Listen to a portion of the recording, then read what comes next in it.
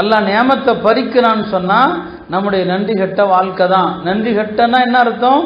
நாம் அல்லாஹ்வுடைய நியமத்துகளை அனுபவிக்கிறோம், அவனுடைய கடமைகளை மறக்கிறோம், அவன் ஏவியவைகளை விடுறோம், அவன் தடுத்தவைகளை நாம் செஞ்சிட்டு இருக்கிறோம். இதெல்லாம் ஒரு கட்டத்தில் அல்லாஹ்வுடைய கோபத்தை அதிகப்படுத்துகிற போது அல்லாஹ் இந்த நியமத்துகளை அடியார்களிடமிருந்து பறித்து கொள்கிறான். இல்லைன்னா அடியார்களுக்கு கொடுத்த நியமத்தை அல்லாஹ் பறிக்கிறது கிடையாது. நம்முடைய நன்றி கட்டத்தனங்கள், நம்முடைய செயல்பாடுகள் தான். எனவே அருமையானவர்களே, பெண்கள் அவங்க நல்லறங்கள் செஞ்சாங்கன்னா ஆண்களை விட பெண்களுடைய இபாதத்துகள் புனிதமானது. சொல்லுவாங்க உலமாக்கள், ஒரு மோமினான ஒரு பெண்ணுடைய நல்லறம் என்பது, அந்த பெண் செய்யக்கூடிய நல்ல அமல் என்பது 70 சித்தீக்குகளுடைய அமல்களுக்கு நிகரானது.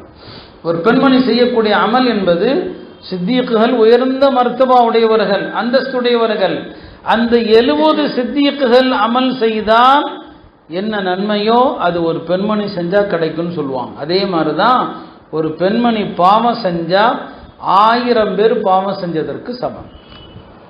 ஒரு பெண் பாவம் செஞ்சா 1000 பேர் பாவம் செஞ்சதற்கு சமம்.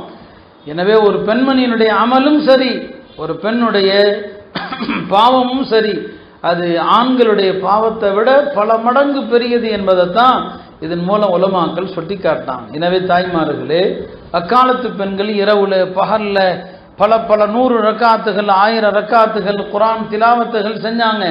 குறைஞ்சது கடமையான வணக்கங்கள்ல கவனம் செலுத்துங்க. மகரிபுக்கு பிறகு இஷா வரைக்கும் பெருமானார் ஸல்லல்லாஹு அலைஹி வஸல்லம் அவங்க மகரிபிலிருந்து இஷா வரைக்கும் தொழுதுகிட்டே தான் இருப்பாங்க.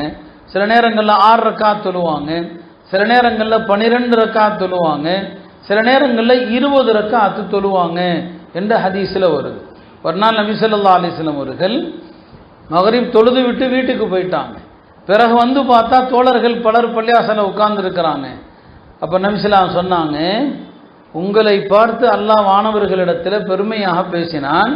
ஏதோ என்னுடைய அடியார்களை பாருங்கள், மகரிபு தொழுதார்கள், அடுத்த தொழுகைக்காக காத்திருக்கிறார்கள் என்று அல்லாஹ் பெருமை பாராட்டுறான். இது ஆண்களுக்கு மட்டுமல்ல, தாய்மார்களாகிய நீங்கள் வீட்டில் மகரிபு தொழுது விட்டு இஷா வரைக்கும் தொழுத அந்த முசல்லாவில் இருந்தால் இந்த சிறப்பு உங்களுக்கும் உண்டு, இந்த சிறப்பை நீங்களும் அடைய முடியும்.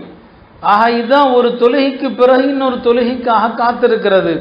இதெல்லாம் அந்த காலத்து பெண்கள் அதனாலேயே தொழுத முசல்லா தொழுத இடத்தை விட்டு அசையாமல் அப்படியே இருந்தாங்க. நாம் இன்றைக்கு அந்த பேணுதலான அமல்களை நாம் விட்டுட்டோம்.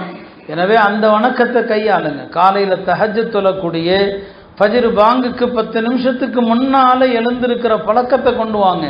காலை நேர அந்த தொழுகை பெருமானார் ஸல்லல்லாஹு அலைஹி வஸல்லம் சொல்லுவாங்க, அல்லாஹ்வுக்கு விருப்பமானது, நல்லோர்களுடைய பழக்கம், முன்னோர்களுடைய பழக்கம், காலங்காலமாக அல்லாஹ்வுடைய அடியார்கள் செய்து வருவது.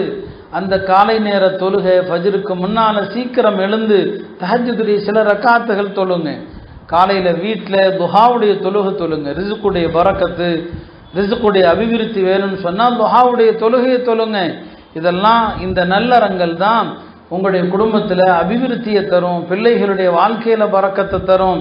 இன்னைக்கு பெண்கள் இதையெல்லாம் விட்டு தூரம் ஆயிட்டதுனால அதனுடைய தாக்கம், பிள்ளைகள் கஷ்டப்படுறாங்க, வேலை வாய்ப்பு இல்லாமல், கணவர் வியாபாரம் இல்லாமல் கஷ்டப்படுறாங்க. அந்த காலத்தில் பெண்கள் செஞ்ச இவாதத்துடைய பொருட்டில் ஆண்கள் எந்த காரியம் செஞ்சாலும் அது செழித்தது.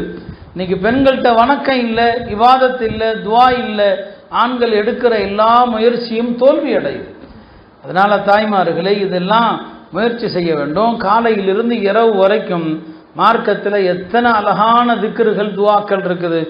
உங்களுடைய கால நேரங்களில் தினசரி ஒரு சில துவாக்களை நீங்கள் பாடம் பண்ணுனா எவ்வளவு துவாக்கள் ஓதலாம். வீட்டை விட்டு வெளியே போகிறீங்க இல்லையா, வீட்டை விட்டு வெளியே போகிறதுக்கு மார்க்கத்தில் பல கண்டிஷன்கள் கட்டுப்பாடுகள் இருக்குது. ஒரு பெண் வீட்டை விட்டும் போகணும்னா கணவன் அனுமதி தரணும்.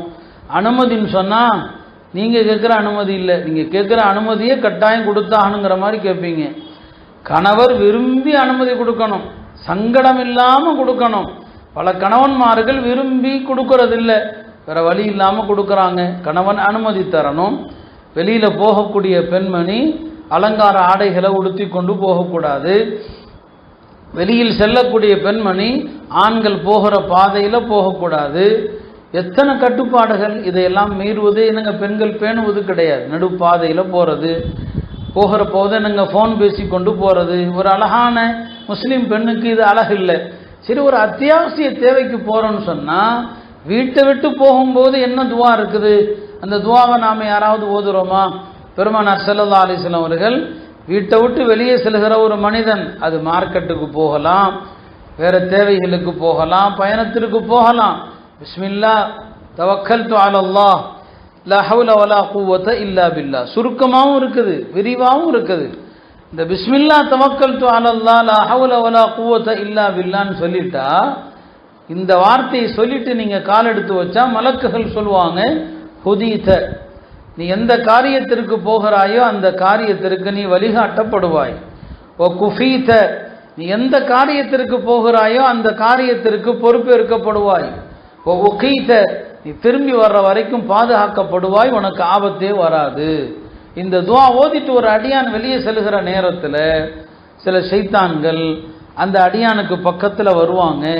அப்போ வேறு சில ஷைத்தான்கள் சொல்லுவாங்களாம், இல்லைப்பா இவரை நாம் ஒன்றுமே செய்ய முடியாது, ஏன்னா இவருக்கு அல்லாஹ்வால் வழிகாட்டப்படுது, அல்லாஹ்வால் பொறுப்பேற்கப்படுது, அல்லாஹ்வால் பாதுகாக்கப்படுகிறார், இவரை நீங்கள் ஒன்றுமே செய்ய முடியாது, இவருக்கு அருகில் சென்றும் பிரயோஜனம் இல்லைன்னு சொல்லி தாய்மார்கள் இது போன்ற துவாக்களை நாம் மனப்பாடம் செய்கிறோமா? நமக்கு தெரிஞ்சாதானே நம்முடைய பிள்ளைகளுக்கு சொல்லிக் கொடுக்க முடியும்.